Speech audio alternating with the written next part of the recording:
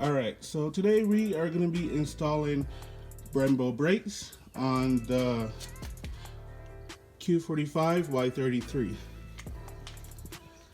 Alright, so as you can see, I already did that side. Alright, so now I'm going to install the brembo brakes on the Q45 Y33. So you go ahead, take your brake caliper off, and then you're going to shave this right here, and I'm going to cut here to just give it a little bit more room for the brembos. Alright, so on the Y33 you can reuse the G35 brembo caliper bolts. What I did was just double up on the washers, and you don't have to drill them out, and they just fit right in nice and perfect.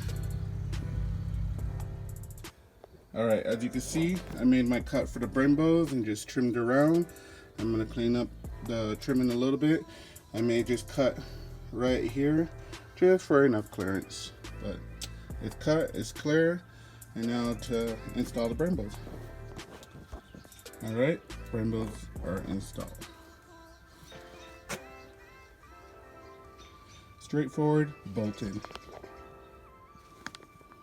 Alright, so I'm using the 240 300ZX conversion lines.